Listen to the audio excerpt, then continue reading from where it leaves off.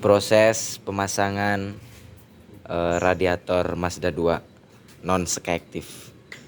Untuk kendalanya sendiri dia tiba-tiba indikator temperaturnya dia naik. Setelah kita analisa dari beberapa cara nih, kita cek juga dari komponen motor V-nya itu masih bagus, masih bisa dipakai. Kemarin kita juga udah coba analisa dari motor V-nya, udah masih bagus, nggak ada kendala. Setelah kita cek dan kita copot, ternyata kendalanya ada di sini nih. Radiatornya nih belum pernah servis, tapi udah dilem. Nah, untuk saran dari kita, kalau udah begini kita nggak berani servis, soalnya resiko juga buat konsumennya dan nggak bakal tahan lama gitu. Dan paling kita rekomendasiin ganti yang merek Denso nih, kondisi baru, packing baru bosku ya, kondisinya packing baru.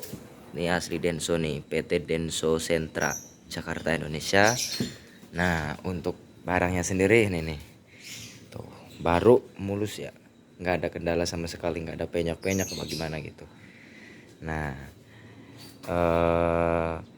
dan ini teknisinya senior kita, boleh kita sembari bincang-bincang apa sih penyebabnya dan kenapa sih, dan gimana sih cara mencegahnya supaya nggak terjadi overheat itu. Soalnya kalau untuk overheat itu mobil udah nggak bisa jalan sama sekali ya itu. Nah, kita langsung tanyain aja sama Mas Juwadi nih selaku teknisi. Kita coba tanya dan beliau sedikit bantu jawab.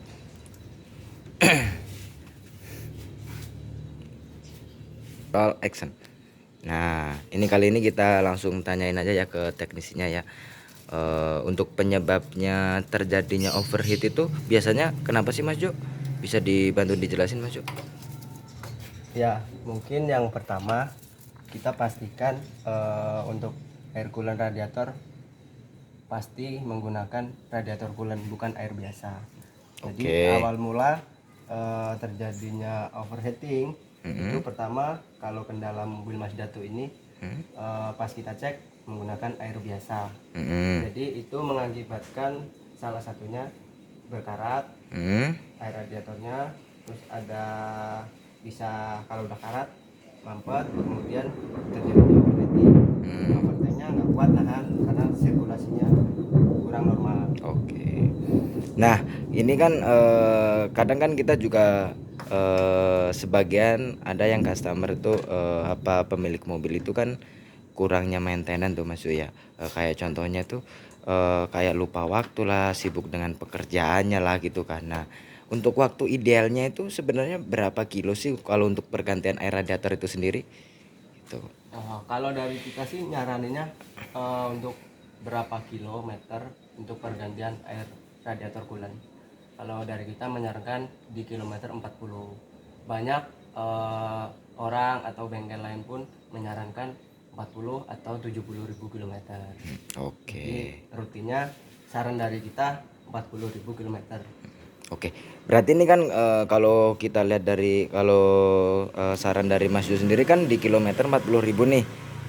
Nah, sedangkan kan kita juga nggak tahu nih berapa kilometer nih mobil servis berkala nih. Kalau sama kan kalau anjuran dari bengkel resmi sendiri itu kan di kilometer 10.000 kita bisa melakukan servis berkala nih. Jadi kesimpulannya gini Mas Jo ya, sama ini kan kalau dia pakai servis berkalanya itu di kelipatan 10.000 berarti 4 kali servis berkala itu sekalian include pergantian air coolant radiator gitu ya, bener nggak Mas Jo?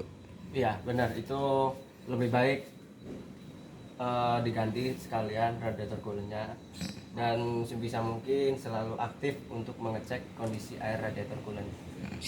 Nah, ini yang paling fatal nih Mas Jo, soalnya kan kalau untuk masalah, kalau kita kan sebagai pengguna nih, apalagi orang awam kita nggak tahu mobil nih ya kan, yang penting ada bensinnya nyala, servis berkala gitu aja kan.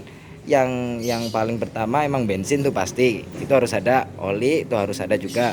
Nah, Untuk efek sampingnya apa, maksudnya hal fatalnya tersendiri itu apa sih Maju kalau seumpama kita sampai mobil overhead terus benar-benar parah kita nggak tahu tiba-tiba air habis gitu, efek sampingnya itu apa sih buat dan kendala di mesinnya itu bakal kayak gimana sih? Bisa dibantu jelasin Mas Jo? Iya, jadi pertama untuk gejala overheating Mm-mm. itu yang pertama kita sebagai driver mungkin ya di dalam kabin itu bakal merasakan suhu yang lebih panas dibanding Oke. standarisasinya. Heeh. Nah, kemudian di dashboard instrumen Mm-mm. itu bakal muncul indikator temperatur. Oke. Nah, kalau ada temperatur nyala di indikator dashboard, Mm-mm. sebisa mungkin kita minggir dulu Oke, boleh. untuk dimatiin sebentar, kita Mm-mm. cek fisiknya, kita cek air radiator apakah berkurang. Nah, untuk efeknya apa nanti kalau terjadinya overheating, kalau kita bicara parahnya gitu Mm-mm. kan, Boleh. kalau airnya masuk ke area mesin, Mm-mm. nyampur dengan oli mesin, jadi itu paling enggak keluar biaya yang bisa dibilang berkali-kali lipat gitu kan Baik. dibanding perawatan radiator, karena ketika air sama oli udah nyampur di area mesin, Mm-mm. ya mau nggak mau kita harus lakukan overhaul. Oh ya, berarti benar-benar sangat fatal Mas Zo ya hitungannya ya kalau kayak gitu ya. Yang seharusnya perawatan kita ya kalau untuk estimasi. Nah, kalau untuk estimasi katakanlah pergantian rutin air coolant tuh Mas Jo. Kira-kira berapa sih Mas Jo? Kalau dari Mas Jo sendiri tuh maksudnya kan ada yang beberapa beda bengkel tuh beda harga gitu kan contohnya. Nah, tapi kalau estimasi dari Mas Jo terima beres pokoknya pakai air radiator coolant itu kira-kira kisaran berapa? Sebenarnya banyak variasi ya, apalagi sekarang dunianya kita bisa cek online segala macam. Kalau untuk perbandingan harga memang kita nggak bisa kasih patokan Nah, berapa, karena banyak, ada yang murah, mahal itu banyak. Cuma kan oke. rata-rata di atas 50.000, di bawah 100.000 itu udah dapat 1 galon. Oke, itu berarti air radiatoran doang Mas Jo ya. Nah, kalau yang lebih penting nih Mas Jo, soalnya kan kita kan juga banyak banget bengkel nih kita di wilayah Tangerang Selatan nih kebetulan kan. Nah, kalau untuk harga itu kan bervariasi nih. Nah, kalau untuk dari Mas Jo sendiri nih semua ada customer nih yang tiba-tiba pengen ganti coolant doang nih. Itu kira-kira estimasi untuk harganya berapa? Terima beres pokoknya barang dari Mas Jo. Nah, customer tinggal terima beres gitu. Ya, kalau terima beres cukup dengan pergantian radiator coolant, mungkin kita range-nya bisa di angka 100 sampai 150.000. Oke, siap. Terima kasih. Terus yang paling terakhir nih Mas Jo. Nah, ini kan yang banget bener-bener yang orang nggak tahu mobil nih. Kan ada beberapa itu mobil yang indikator temperaturnya itu ada yang tipenya model jarum nih. Nah, kebetulan sendiri kalau untuk Mazda 2 yang tahun lama ini yang non sky active ini kan dia udah pakai indikator tuh. Nah, itu kan banyak banget orang yang nggak sadar tuh ya. Nah, itu untuk mengetahui gejala awalnya itu gimana? Apakah ada cara lain kayak contohnya AC tiba-tiba panas apa gimana gitu? Itu bisa dijelasin Mas Jo? Ya, jadi ya paling gampangnya atau simpelnya ya kita ketika kita berkendara di dalam mobil pasti selalu menyalakan AC. Nah, Nah, betul. Nah, pasti kita merasakan kok AC tiba-tiba panas. Heeh. Nah, ketika AC tiba-tiba panas, coba kita perhatikan lagi di Mm-mm. indikatornya. Oke. Jadi kalau kita merasakan panas, itu kita coba pastikan lagi indikator temperatur ada yang nyala apa enggak. Oke, berarti siap. Terima kasih Mas Jo infonya. Boleh dilanjut untuk pekerjaannya. Nah, kalau untuk bengkel sendiri Mas Jo posisi lokasinya di mana? Dan melayani apa aja sih? Untuk posisi kita ada di Tangerang Selatan. Untuk Mm-mm. pelayanan kita bisa home service, Mm-mm. kita bisa servis berkala, Mm-mm. kaki-kaki, kemudian kebetulan ada jasa inspeksi juga. Mm-mm. Jadi kalau ada yang mau beli mobil Mm-mm. untuk check-in bisa hubungi kami di sosmed, Mm-mm. Sherlock, kita langsung meluncur, kita Oke. lihat kondisinya mobil yang Berarti mau dibeli. berarti gini Mas Jo ya, kalau untuk masalah order itu nanti kita bagiin juga untuk nomor WA-nya.